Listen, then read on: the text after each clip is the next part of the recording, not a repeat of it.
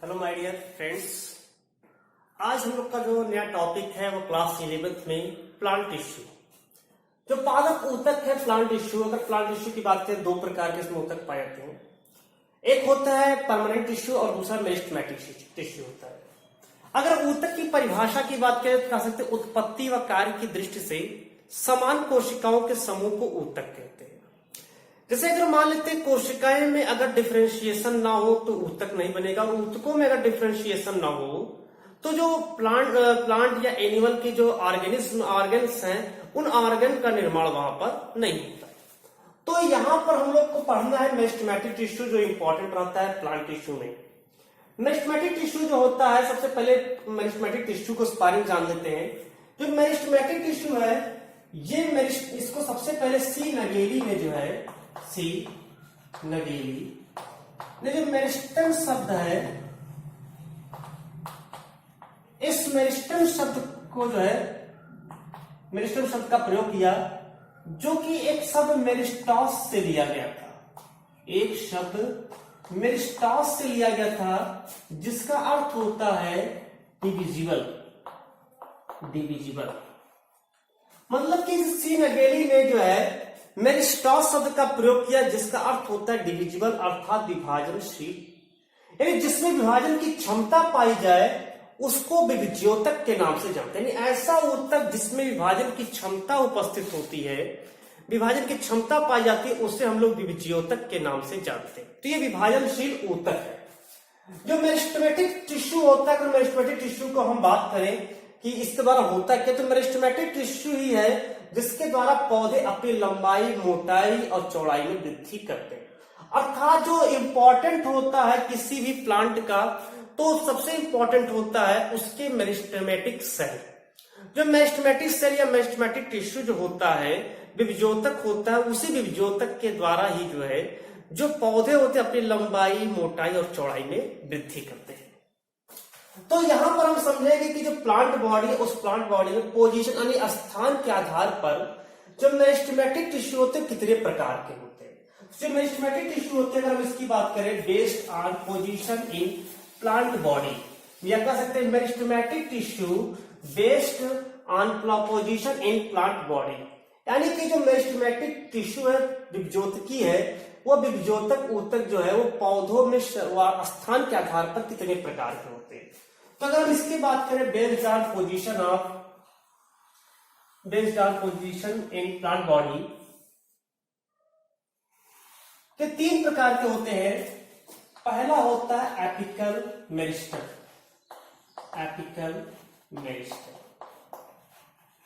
देखिए apical meristem होता क्या है। एपिकल मतलब होता है एपेक्स।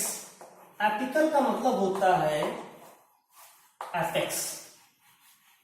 एपेक्स का मतलब होता है शीर्ष, और मेरिस्टेम मतलब होता है विभाज्योतक।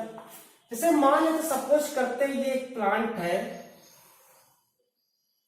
ठीक, इसमें कहीं कहीं पर शाखाएं निकली होंगी।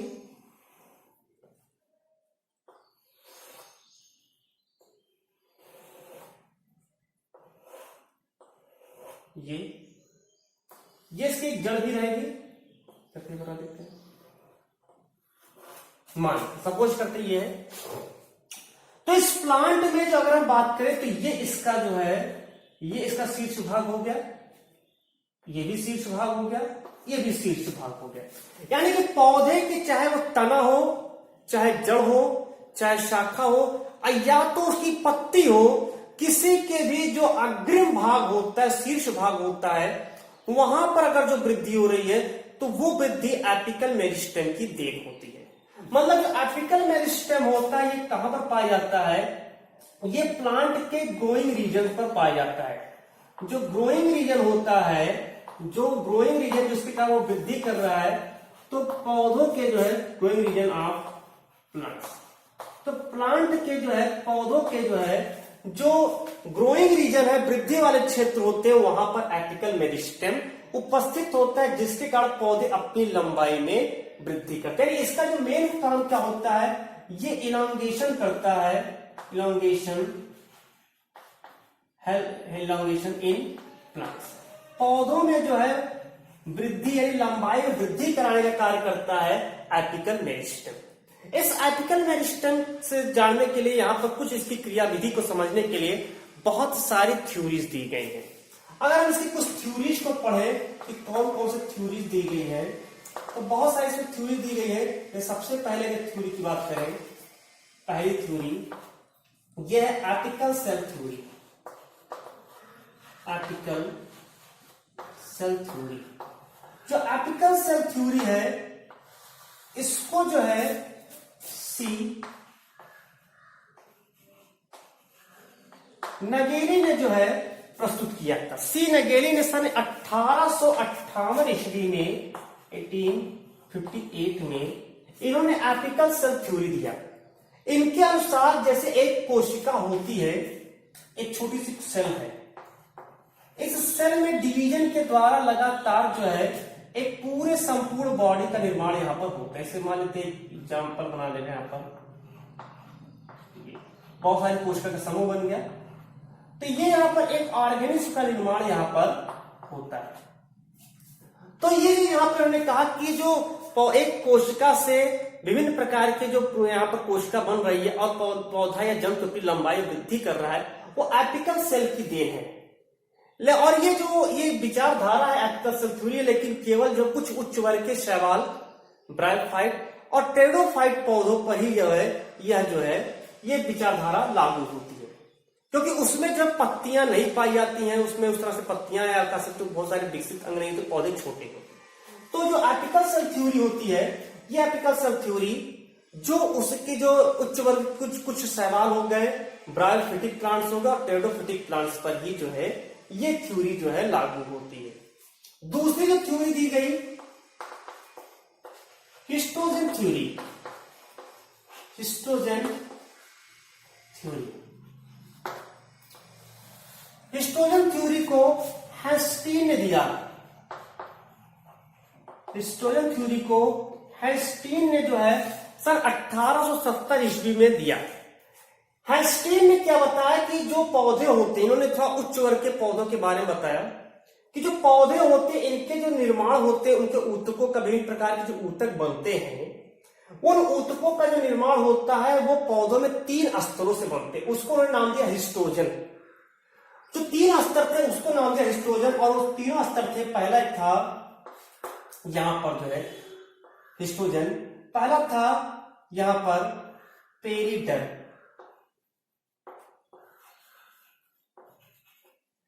ये जो यहाँ पर हिस्टोजन थ्योरी है, हेस्टीन ने इसको प्रस्तुत किया था, इसको पेरिडर्म या इसको एक और नाम से जानते हैं डर्मेटोजेन।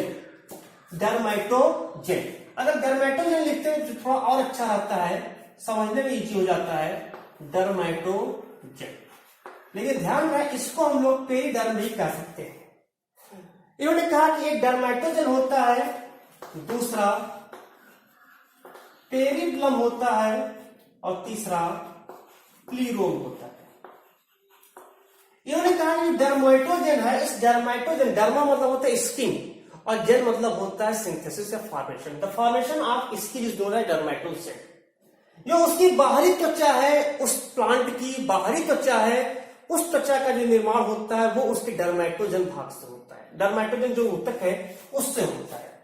यानी इससे क्या होता है, अगर हम स्टेम की बात करें तो स्टेम में जो उसका एपिडर्मल टिश्यू है, एपिडर्मल टिश्यू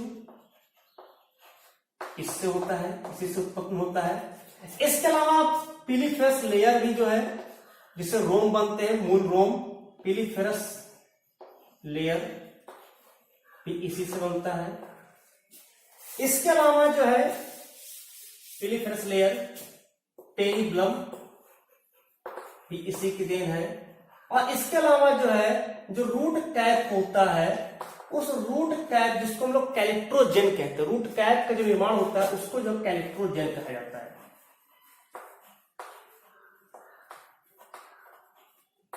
कैलिक्ट्रोजेन। तो रूट कैप का निर्माण जो है, यानी इतने भाग होते हैं जो डर्मेटोजेन, जैसे तना है तो उसमें एपिडर्मल टिश्यू बनाएगा। अगर मान लेते हैं जड़ है तो जड़ में पिलीफेरस लेयर और पेरिब्लम बनाएगा, और साथ में रूट कैप भी, अगर उसमें रूट कैप प्रेजेंट है, अगर वो जलीय पौधा नहीं है तो उसमें रूट कैप पाया जाएगा तो उसमें रूट कैप भी बनाएगा। तो ये डर्मेटोजेल से इस तरह से पार्ट बनता है। जो पेरिब्लम होता है, इस पेरिब्लम से हाइपोडर्मिस बनता है। हाइपोडर्मिस का निर्माण इससे होता है। जनरल कॉर्टेक्स का निर्माण इससे होता है और एंडोडर्मिस का निर्माण इससे होता है। तो ये जितने पार्ट होते हैं, जो पेरिब्लम होता है, उस पेरिब्लम से हाइपोडर्मिस, जनरल कॉर्टेक्स और एंडोडर्मिस का निर्माण होता है। जबकि प्लीरोम जो होता है, इस प्लीरोम से इन्होंने कहा कि जो पौधे का स्टीलर भाग होता है, पौधे का जो स्टील है वो स्टीलर रंग होता है, उससे बनता है। स्टीलर भाग यहाँ पर बनता है, स्टीलर रीजन होता है।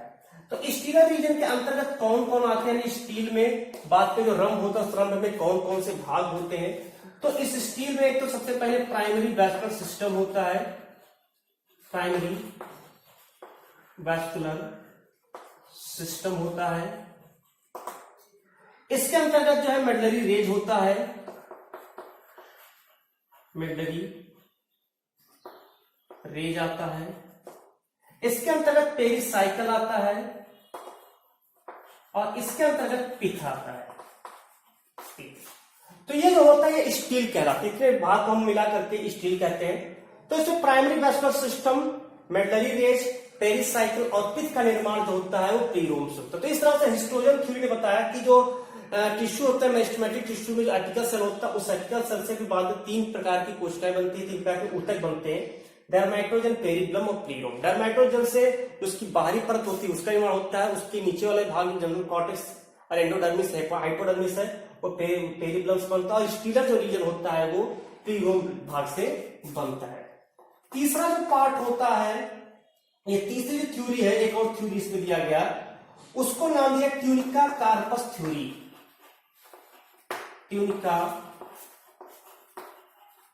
Corpus theory. जो ट्यूनिका कार्पस थ्योरी है, इसको श्मिट ने दिया। इसको जो है श्मिट ने दिया 1924 ईस्वी में। 1924 ईस्वी में श्मिट ने जो है ट्यूनिका कार्पस थ्योरी दिया। इन्होंने क्या कहा कि जो प्लांट्स होता है, इन्होंने कहा कि जो ग्रोइंग रीजन होता है, एपेक्स पार्ट होता है, उस एपेक्स पार्ट में 2 प्रकार के जो है वहां पर ऊतक बनते हैं। एक बनता है ट्यूनिका, जो ऊपरी भाग होता है, अपर रीजन होता है, और इसके बाद होता है एक कॉर्पस, जो कि लोअर रीजन होता है, निचला भाग होता है। इन्होंने कहा जो ट्यूनिका भाग होता है, इस ट्यूनिका भाग से जो है कुछ मात्रा में एपिडर्मल सेल का निर्माण यहाँ पर होता है। जो एपिडर्मल सेल है, उस एपिडर्मल सेल का निर्माण ट्यूनिका भाग से होता है, जबकि जो कार्पस भाग होता है, इस एपिडर्मिस को छोड़ करके बाकी जितने भाग होते हैं, शेष भाग जो है एक्सेप्ट एपिडर्मल सेल, वो कार्पस भाग से होता है, जिसमें जो है इसके अंतर्गत कॉर्टेक्स हो गया या स्टील हो गया। इस रीजन का निर्माण जो है वो कार्पस भाग से होता है। ये 3 थ्योरी दी गई एपिकल सेल थ्योरी में। वो एपिकल मेरिस्टेम में एपिकल सेल थ्योरी जिसको सी नगेली ने दिया 1858 ईस्वी में, हिस्टोरियन थ्योरी जिसको हेंसली ने दिया 1827 ईस्वी में, और ट्यूनिका कार्पस थ्योरी जिसको श्मिट ने दिया 1924 ईस्वी में। तो ये पहला था एपिकल मेरिस्टेम। दूसरा आते हैं यहां पर जो समझते हैं इंटरकैलरी मेरिस्टेम। इंटरकैलरी मेरिस्टेम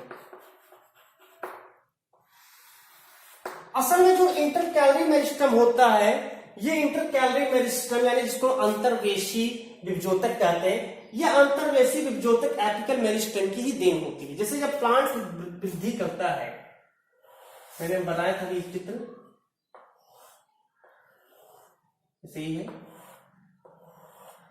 तो प्लांट में जब शीर्ष भाग इतनी तेज वृद्धि करे, से मान लीजिए शीर्ष भाग है, तो इसमें जब विभाजन होगा तो ये कुछ नए प्रकार के कोशिका यहां पर बनेंगे।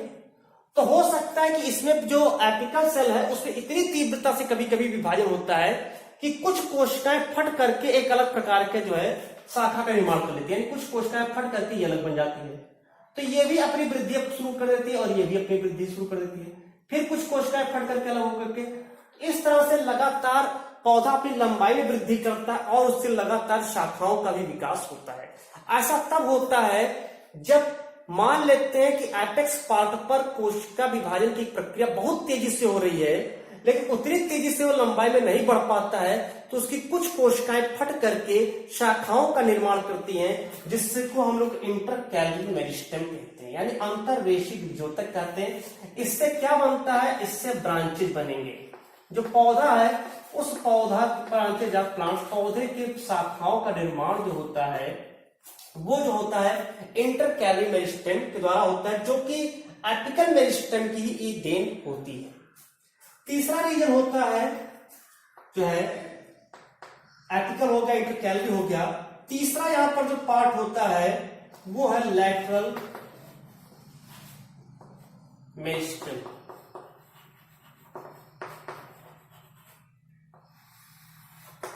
देखिए, जो लैटरल मेरिस्टेम है पार्श्वी भाग, पौधा अपनी लंबाई में वृद्धि करता है, शाखाएं जैसे निकलती रहती है, लेकिन पौधा अपनी मोटाई में भी वृद्धि करता है। तो जो पौधे की मोटाई में वृद्धि होती है वो लैटरल मेरिस्टेम की देन होती है। इसमें भाग लेता है एक कार्प एंड कार्प जो होता है, कार्प एंड कार्प, इस कार्प का कार्प के द्वारा जो पौधे होते हैं वो अपनी मोटाई में वृद्धि करते हैं। कार्प और कार्प की सक्रियता से जो है सेकेंडरी, टर्शरी, इस तरह से सेकेंडरी ग्रोथ होती है, जिससे सेकेंडरी, टर्शरी आदि जो है क्वार्टरनरी, इस तरह से सेकेंडरी, टर्शरी जो है, इस तरह से वहां पर लगातार जो है ऊतकों का निर्माण होता है, और इस प्रकार पौधे अपनी लंबाई में, वो अपनी मोटाई में वृद्धि करते हैं। तो जो पौधे की मोटाई में वृद्धि होती है वो सेकेंडरी ग्रोथ के द्वारा होती है। इसलिए देखिए, जो मोनोकाट प्लांट होते हैं यूजुअली, उस मोनोकाट प्लांट में सेकेंडरी ग्रोथ नहीं होती, इसलिए पौधे काफी पतले होते हैं, जबकि जो डाइकाट होते हैं पौधे काफी मोटे होते हैं, क्योंकि उसमें सेकेंडरी ग्रोथ होती है। उसमें कैम्बियम, कार्प और कार्प कैम्बियम की सक्रियता के फलस्वरूप पौधे अपनी मोटाई में वृद्धि करते हैं। कैम्बियम भी दो प्रकार का होता है, इंटरफैसिकुलर कैम्बियम और इंट्राफैसिकुलर कैम्बियम, दोनों मिल करके कैम्बियम रिंग बनाते हैं। फिर कैम्बियम रिंग की सक्रियता के फलस्वरूप जो है, जो पौधे में प्राथमिक ऊतक है वो द्वितीयक ऊतक, तृतीयक ऊतक, चतुर्थक ऊतक, इस तरह से वहां पर ऊतकों का निर्माण होता है। और वहां secondary xylem, secondary phloem, tertiary xylem, tertiary phloem, इस तरह से जाइलम और फ्लोएम का भी निर्माण होता रहता है, और पौधे अपनी मोटाई में वृद्धि करते हैं। जो लैटरल मेरिस्टेम है, इस लैटरल मेरिस्टेम से जो पौधा होता है वो कैसा होता है, वो काफी मोटा हो जाता है, यानी कि थिक हो जाता है, तो काफी मोटाई में उसकी जो वृद्धि होती है। तो इस प्रकार से जो पौधा है, उस पौधे में 3 रीजन होते हैं स्थान के आधार पर। एपिकल रीजन से पौधे अपनी लंबाई में वृद्धि करते, चाहे पौधे की तना हो या शाखा हो या पत्ती हो या जड़ हो। दूसरा इंटरकैलरी मेरिस्टेम जो होता है, इंटरकैलरी मेरिस्टेम जो होता है, पौधे की लंबाई इतनी, जब उसमें कोशिका विभाजन होती है तो कभी कभी लंबाई तेजी से ना होकर के उसकी कुछ कोशिकाएं फट जाती हैं और अलग होकर के एक शाखा का निर्माण करती है। तीसरा जो लैटरल मेरिस्टेम होता है, कार्प और कार्प कैम्बियम की सक्रियता के फलस्वरूप जो है पौधे में सेकेंडरी ग्रोथ उत्पन्न होता है, जिससे पौधे अपनी मोटाई में वृद्धि करते हैं और पौधा जो है काफी मोटा हो जाता है। तो इस प्रकार से जो है पौधे के संपूर्ण भाग जो है वहां पर लंबाई, मोटाई आदि का विकास होता है, जो कि इसी मेरिस्टेमेटिक टिश्यू की देन होती है। तो मेरिस्टेमेटिक टिश्यू जो होता है, विभजोतक जो होता है, इस विभजोतक अर्थात जिसमें विभाजन की क्षमता पाई जाए, जिसके कारण पौधे अपनी लंबाई, मोटाई, चौड़ाई आदि में वृद्धि करते हैं। तो ये पहला जो टॉपिक था वो था यहाँ पर मेरिस्टेमेटिक टिश्यू। धन्यवाद।